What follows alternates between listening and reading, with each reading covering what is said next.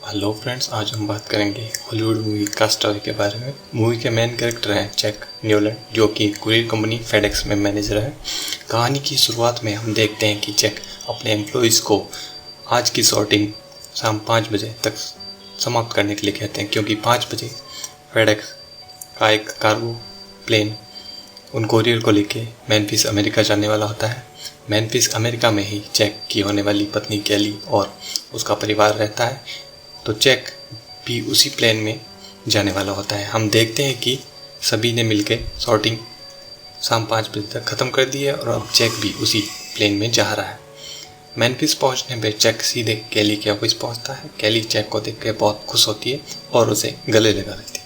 Jack कैली की family से dinner पे मिलता है और बताता है कि कैली और जैक बहुत जल्द शादी करने वाले हैं। जब जैक वापस जा रहा होता है तो कैली जैक को एक गिफ्ट देती है, जो कि एक घड़ी है जो कैली को उसके दादा ने दी थी, जिसमें कैली की एक फ़ोटो भी लगी हुई है जो जैक ने ही खींची थी। जैक को वो गिफ्ट बहुत पसंद आता है। जैक भी कैली को गिफ्ट देता है और कहता है कि इसे न्यू ईयर की शाम को खोलना, और यह कह के जैक प्लेन में चला जाता है।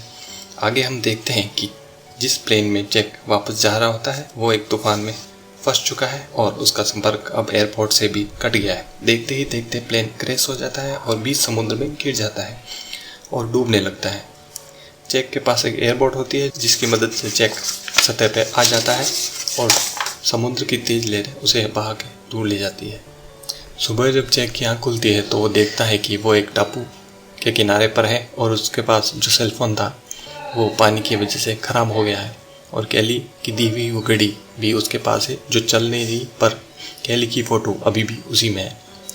जैक सोचता है कि अगर इस टापू पे उसके अलावा कोई और होगा तो उसकी आवाज़ ज़रूर सुनेगा, इसलिए वो ज़ोर से हेल्प हेल्प चिल्लाता है, पर कहीं से कोई जवाब नहीं आता। अब हम देखते हैं कि जैक अपने पैरों से समुद्र के किनारे की मिट्टी पर हेल्प HELP लिखता है, ताकि अगर कोई प्लेन ऊपर से गुजरे तो समझ जाए कि इस टापू पर कोई है और उसे मदद की ज़रूरत है। दिन बीत जाता है और रात को जैक एक अजीब सी आवाज़ सुनता है जो उसे सोने नहीं देती। सुबह उठ कर जैक देखता है कि जो HELP हेल्प उसने मिट्टी से लिखा था वो पानी की वजह से अब मिट चुका है, तो वो अब उसे लकड़ियों की मदद से लिखता है। जो प्लेन क्रैश हुआ था उसमें फेडेक्स के कुछ पार्सल भी थे जो समुद्र में बह गए थे। उनमें से कुछ पार्सल उस टापू के किनारे पे आ जाते हैं, जिन्हें जैक अपने पास रख लेता है, यह सोच के कि हो सकता है इसमें कुछ सामान हो जो उसके काम आ सके। जैक जब ये कर रहा होता है तब उसे फिर वही आवाज़ सुनाई देती है जो उसे पिछली रात को सुनाई दी थी। इस बार जैक चिल्लाता है और कहता है कि जो कोई भी है सामने आ जाए, पर वहाँ से कोई जवाब नहीं आता। थोड़ी देर बाद जैक के पास एक चीज़ गिरती है जो कि नारियल के पेड़ से गिरा एक नारियल है। तो जैक समझ जाता है कि जो आवाज़ें उसने पिछली रात को सुनी थी वो नारियल गिरने की थी। पिछले 2 दिन से जैक ने पानी नहीं पिया होता है, क्योंकि समुद्र का पानी पीने लायक नहीं होता और उस टापू पे पीने लायक पानी नहीं था। तो जैक बहुत सारे नारियल इकट्ठा कर लेता है और बहुत कोशिश के बाद नारियल सही से तोड़ पाता है, और 2 दिन बाद वो अपनी प्यास नारियल पानी पी के बुझाता है, जो उसे कुछ राहत देती है। हम देखते हैं कि जैक अपने पैरों को कपड़े से लपेट देता है, क्योंकि अब वह टापू की सबसे ऊंची पहाड़ी पर चढ़ना चाहता है और वहां चढ़ के देखना चाहता है कि ये टापू कितना बड़ा है और क्या उसकी मदद की कोई चीज़ आसपास है। जैक पहाड़ी पर पहुंचकर देखता है कि ये एक छोटा सा वीरान टापू है, जिसके चारों तरफ समुद्र ही समुद्र है और दूर दूर तक कोई भी नहीं है। तभी उसकी नज़र किनारे के पानी पर तैरती हुई एक चीज़ पर पड़ती है। वो तेज़ी से उस तक पहुंचता है तो उसे पता चलता है कि ये एक डेड बॉडी है और ये उसी प्लेन के एक पायलट की है जिसमें जैक भी था।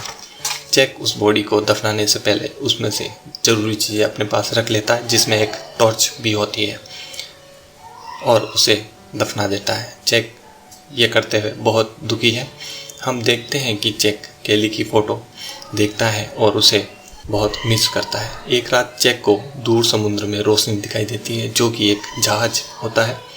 जैक उसका ध्यान खींचने के लिए ज़ोर ज़ोर से चिल्लाता है और टॉर्च की रोशनी भी फेंकता है, पर जहाज बहुत दूर होता है और वो जैक को नहीं देख पाते। अगली सुबह चेक एयरबोट की मदद से उसी दिशा में निकल देता है और अपनी पूरी कोशिश करता है, पर समुद्र की तेज लहरें उसे वापस टापू की ओर धकेल देती हैं और चेक वहाँ से नहीं निकल पाता।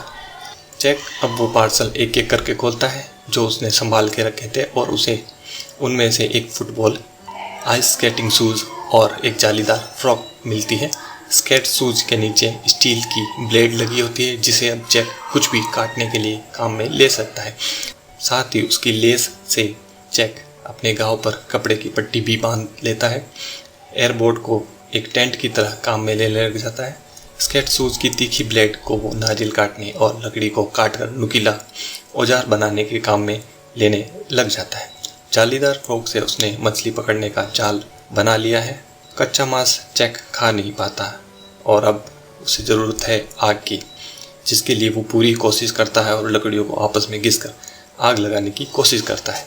ये सब करते हुए उसका हाथ बुरी तरह चोटिल हो जाता है और जिससे चेक को बहुत गुस्सा आता है। गुस्से में वो फुटबॉल को उठा के दूर फेंक देता है, जिस पर उसके खून लगे हाथ का निशान बन जाता है। चेक हार नहीं मानता और फिर कोशिश करता है और इस बार वो कामयाब हो जाता है और आग देखकर वो बहुत खुश होता है। ये खुशी वो अपने दोस्त विल्सन के साथ बांटता है और उसे बधाई देता है। दोस्तों, विल्सन एक फुटबॉल है जिस पर चेक के खून लगे हाथ बने हुए हैं। फुटबॉल विल्सन कंपनी का होने की वजह से चेक ने उसे विल्सन नाम दिया है। चेक का एक दांत आज बहुत दर्द कर रहा है। ये दांत पहले भी कई बार दर्द करता था, पर चेक बिजी होने की वजह से डॉक्टर के पास नहीं जा पाता था और आज ये दर्द बहुत बढ़ गया है। चेक आज उसे स्केट शूज़ की मदद से तोड़ देता है और खुद को बुरी तरह जख्मी कर बैठता है और इस तरह चेक को उस टापू पर कुल 4 साल बीत जाते हैं और वो इस टापू पर रहना सीख चुका होता है। और हम देखते हैं कि 4 साल बाद चेक बहुत बुरी हालत में है। उसके बाल और दाढ़ी बहुत बढ़ चुके हैं और वो बहुत दुबला पतला हो चुका है। चेक अपने दोस्त विल्सन के साथ बैठ के एक प्लास्टिक के टूटे हुए चद्दर को देख रहा होता है जो कि कहीं से बह कर आया था। उसे देखकर चेक को एक आइडिया आता है कि इस चद्दर की मदद से वो एक नाव बनाएगा, जिसमें ये चद्दर हवा की मदद से नाव को आगे बढ़ाएगा और बड़ी लहरों को पार करने में नाव की मदद करेगा। और अब चेक नारियल के पेड़ की बड़ी बड़ी लकड़ियाँ काटता है और अपनी मेहनत से एक नाव बना लेता है, जिसमें सबसे ऊपर उसने वो चद्दर लगाया है जो बड़ी लहरों को पार करने में उसकी मदद करेगा। और अब चेक की नाव तैयार हो चुकी है और चेक अपने दोस्त विल्सन को साथ लेके टापू से निकल जाता है, जिसमें उसका सामना समुद्र की बड़ी बड़ी लहरों से होता है, जिससे वो बहुत ही साहस और सूझबूझ से सामना करता है और इन सब से पार हो जाता है। पर यह इतना आसान नहीं था, अभी बहुत कुछ होना बाकी था। रात को आए एक भयानक तूफान में उसकी नाव बुरी तरह टूट जाती है, जिसमें उसका वो चद्दर भी उड़ जाता है। सुबह उसका दोस्त विल्सन भी कहीं दूर बह जाता है, जिसे चेक पूरी कोशिश के बाद भी नहीं ला पाता। ये सब होने के बाद अब चेक पूरी तरह हताश हो चुका है और पूरी तरह टूट चुका है। वो रोने लगता है। चेक अब भूख और प्यास की वजह से धीरे धीरे बेहोशी की ओर बढ़ने लगता है, पर तभी हम देखते हैं कि एक बड़ा कार्गो शिप पास से गुजरता है और उसके वर्कर्स चेक को देख लेते हैं और उसे बचा लेते हैं। 4 सप्ताह तक इलाज के बाद अब चेक फिट है और हम देखते हैं कि चेक अपने एक दोस्त के साथ प्लेन में कहीं जा रहा है, जहां चेक का दोस्त उसे बताता है कि कैली ने उसका बहुत इंतज़ार किया, पर आखिर उसने शादी कर ली और उसका एक बच्चा भी है। यहाँ सब ने चेक को मरा हुआ मान लिया था और उसका अंतिम संस्कार भी कर दिया था। ये सब सुन के चेक बहुत उदास हो जाता है। चेक बहुत दिनों बाद आज अपनी कंपनी में पहली बार पहुँचता है, जहाँ सभी उसका जोरदार स्वागत करते हैं और उसे जिंदा देख के बहुत खुश होते हैं।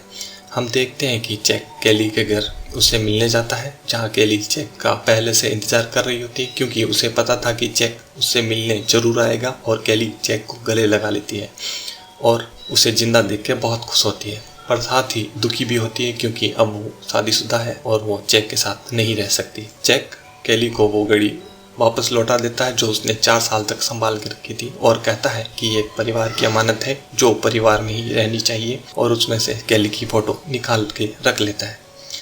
जाने से पहले कैली चेक को वो गाड़ी दिखाती है जो उसने 4 साल तक संभाल के रखी थी। चेक वो गाड़ी देख के बहुत खुश होता है और चेक गाड़ी लेके निकल जाता है। जैक केली से बहुत प्यार करता था और यही वजह थी कि इतने मुश्किल हालातों से भी जैक जिंदा बच आया था, क्योंकि वो जाने से पहले केली को वादा करके गया था कि वो जल्दी लौटेगा। अगली सुबह हम देखते हैं कि जैक की गाड़ी में एक पार्सल है जो उसने संभाल के रखा था और जो उसने 4 साल तक खोला नहीं था, और अब वह उसे सही जगह डिलीवर करने जाता है और उस पर एक लेटर भी लगाता है जिसमें वह लिखता है कि थैंक्स, आपके इस पार्सल ने मेरी जान बचाई थी। दोस्तों, ये थी आज की हमारी मूवी कास्ट अवे। ये मूवी आपको कैसे लगी कमेंट करके जरूर बताएं।